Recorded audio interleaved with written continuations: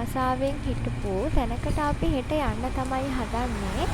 දැන් නම් ගොඩක් ආසාවෙන් හිටියේ මේ දවස එනකන්. ඔන්න ඉතින් අපි හෙට යන්න හදන්නේ කතරගම. මේක දවස් 2ක ට්‍රිප් එකක්. එන්නකෝ ඉතින් ඔයාලත් අපිත් එක්ක කතරගම බලන්න යන්න. අපි කතරගම යන දවසට කලින් දවසේ අපේ ගෙවල් ගාව බෝධියකට ගිහිල්ලා එතන මල් පහන් පත්තු කරලා කතරගම දෙවියන්ට පඳුරක් එහෙම දාලා යන හැමෝම කිසිම කරදරයක් නැතුව ගිහින් එන්න ලැබෙන්නේ කියලා කතරගම දෙවියන්ගෙන් ආශිර්වාදත් අරගෙන තමයි අපි ගමන යන්න පිටත් උනේ. අපි කතරගම ගියේ පොසොන් එකට. පොසොන් නිවාඩුවට දවස් 2ක් තිබ්බා. ඒ නිවාඩුව අල්ලලා තමයි ගියේ. අපේ මාමලා සෙට් එකයි අපේ යාළුවෝයි මල්ලිගේ යාළුවෝයි අපි කට්ටිය තමයි බයික් වලයි වීල් වලයි කතරගම යන්න දාගත්තේ.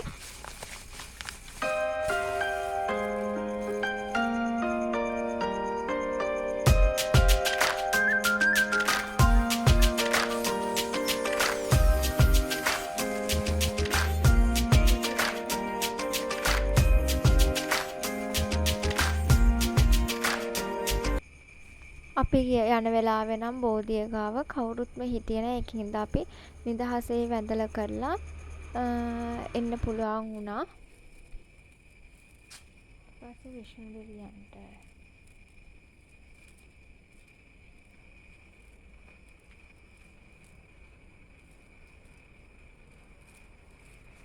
මෙතනින් පහනක් ගන්න. මෙතනින් තිබ්බනම් හරි.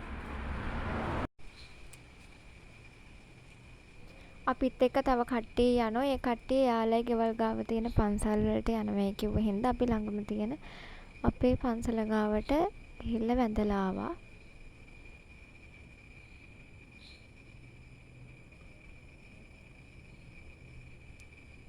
හරි දැන් අපි මෙතන පහන් පත්තු කරලා වැඳලා කළා. පඳුරු එහෙම දාලා බාර වෙලා අපි දැන් ගෙදර යන්න තමයි හදන්නේ. ගෙදර ගිහිල්ලත් තියෙන වැඩ ටිකක් කරගන්න, ඇඳුම් ලෑස්ති කරගන්න. අපි ගෙදර ගිහින් බලමු මොකද වෙන්නේ කියලා.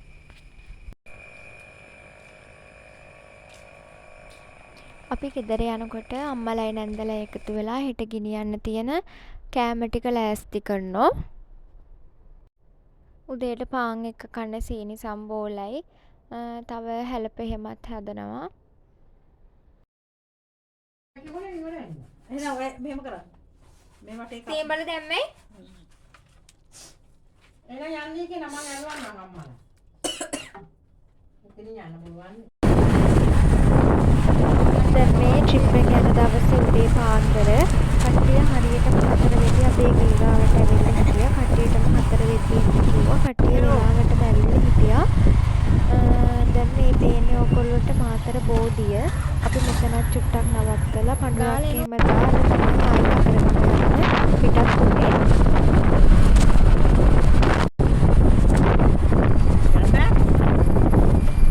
හරි නවත්තලා අපි තේ හරියම නවත්තමු. අර ආයෙත් දාන්න තිබ්බ කෙනෙක්. ඒ වතර දාමු නේද? අනේ පාලා.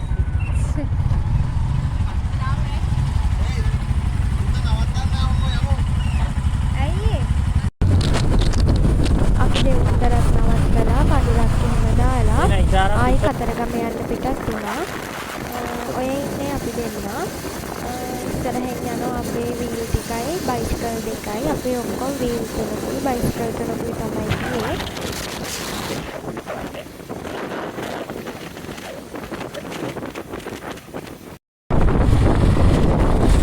ඔය ඉස්සරහින් යන්නේ අපේ බයිසිකල් තුනකුයි එක වීල් එකකුයි.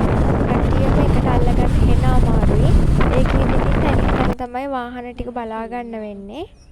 අපි මෙතන නැවැත්තුවා කන්නේ කියලා. මෙතන ලස්සන තැනක්. අනික කන්න එහෙමත් මේ වාඩි වෙලා එහෙම කන්න මෙතන තිබ්බ තැනක්. ඒනවාට මෙතන වතුර එහෙම නැති හින්දා ආයේ ඒ පාර කට්ටිය කතා වුණා වතුර තියෙන තැනකට ගිහිල්ලා මේ කන්න යමුයේ කියලා. මෙතන වතුර එහෙමත් නැති හින්දා බොන්නවත් විදිහක් නැහැ කියලා.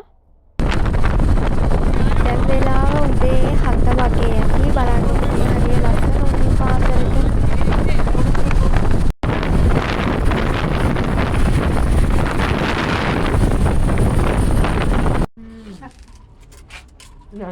මගේ සම්බල කරඩුවේ නැහැ.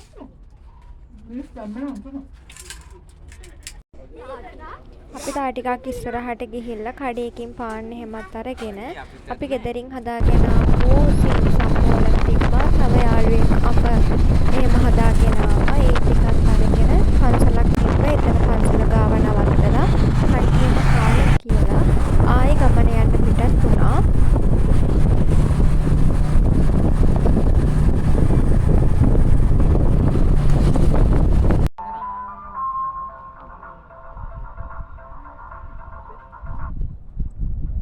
කරන්න දූපතේ ගෝණෙක් ඉන්නවා.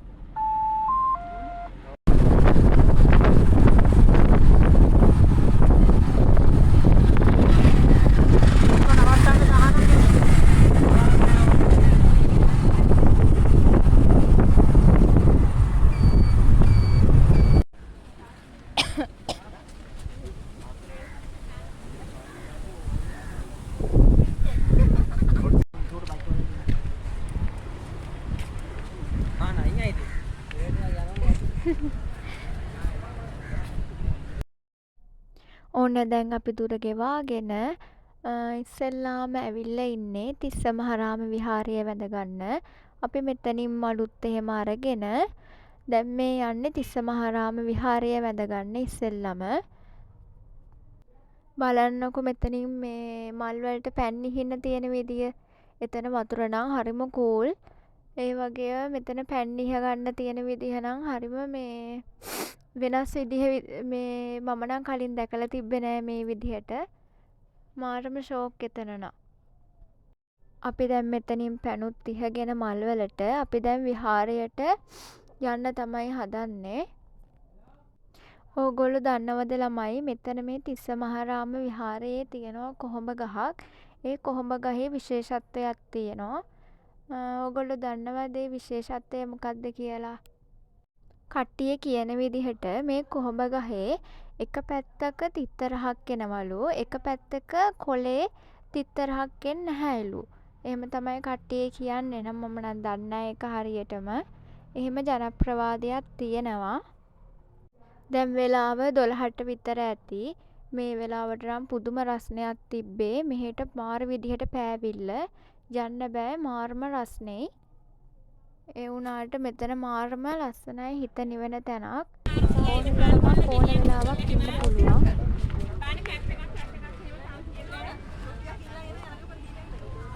එහෙම දෙනවා නම් ගන්නවා. අපි දැන් ඇවිල්ලා ඉන්නේ කිරින්ද විහාරය බලන්න. මේ තමයි අපි බලන්න යන දෙවැනි තැන. මෙතනත් මාරම ලස්සනයි. මේ රස්නෙත් එක්ක තමයි මොනවත්ම කරන්න බැරි ළමයි. පුදුම රස්නයක් මෙහෙට තියෙන්නේ මේ දවස්වල. අපි දැන් මෙතනින් උඩට නැගලා පඩිපෙලෙන් තමයි යන්න තියෙන්නේ.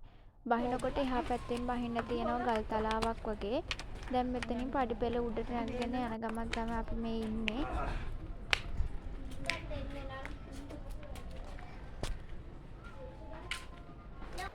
මෙතන මුහුදට ගොඩක් කට්ටිය බිලි අරන් තියෙනවා. ඒ කට්ටියගේ නම් මෙහෙම උතන ඉස්සරහ ඇතුල් වෙන තැන ගහලා තියෙනවා නම් ටික.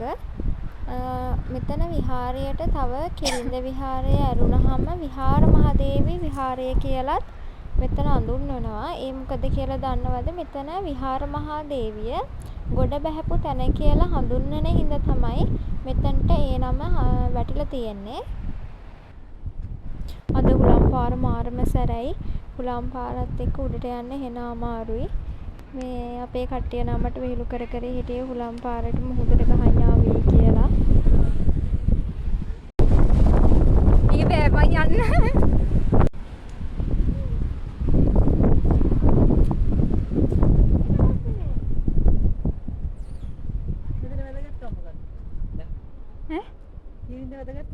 ඔය ටික වැඳගෙන කරගෙන අපි ගල් තලාවක් තියෙන ඒ පැත්තෙන් බහිමු කියලා ආසාවට බහින්න ආවා. මාර වැඩක් කරනවා. මාරම රස්නේ අවුවට කකුල් පිච්චෙනවා බහින්න බෑ. කකුල් පිච්චෙනවා. අපේ කොහොම හරි යන්නත් ඕනේ. බලන්නකො බහින විදිය.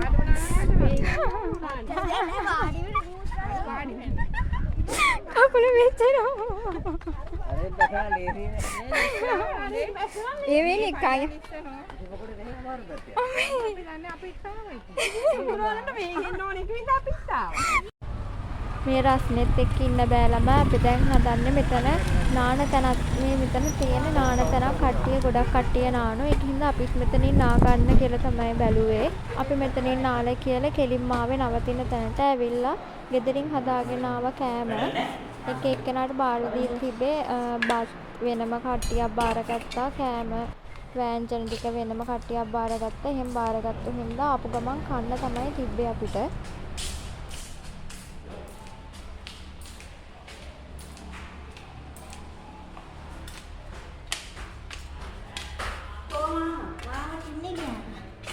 කෙන්ද පෙරලිලාද මොකද කිව්වා අර වතුර නෑවෙ හින්දා කෙන්ද පෙරලිලා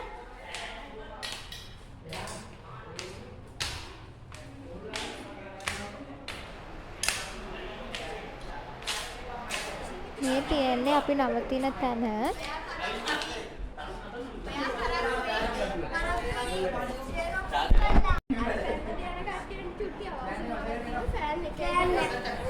අපි නවතින තැන තිබ්බේ උඩ තට්ටුවේ.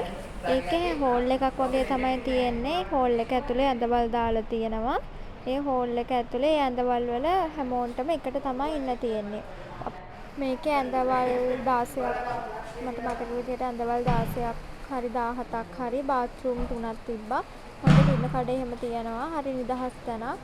මට නම් තන අපි කතා වුණේ 6 මාර්ච් හරි 6ට හරි කතරගම දේවාලේ පූජාව තියෙනවා.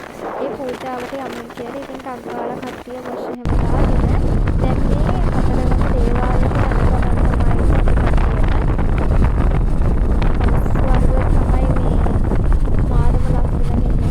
මෙතන හැගෙන යන වෙලාවට උළු කියයි. යන් ඔය එන්නේ. ඒ අපේ හෙල්මට් එක දැන් දේවිද? අයි තියන්න කිව්වනේ. තියන්න කිව්ව හින්දා තිබ්බා ඒ පාර.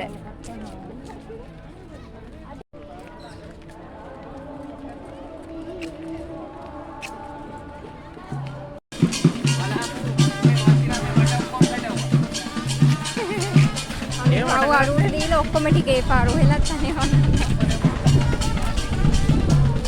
චාර අපිව ලයික් කරන්න කමෙන්ට් කරන්න සබ්ස්ක්‍රයිබ් කරන්න. මේ ඉතාරවත් වීඩියෝ को लोग ना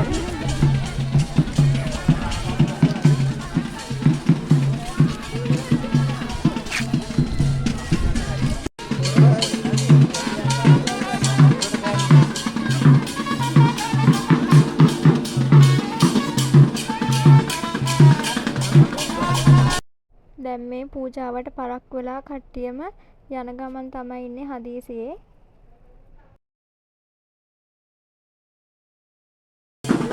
ගෙදර ගිහින් දෙන්නම්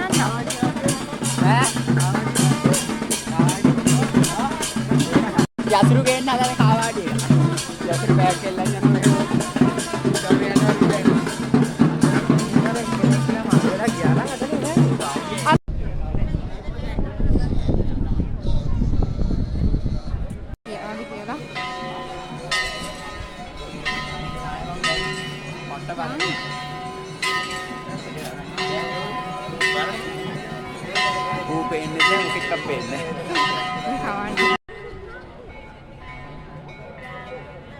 අර ඉන්නේ අතන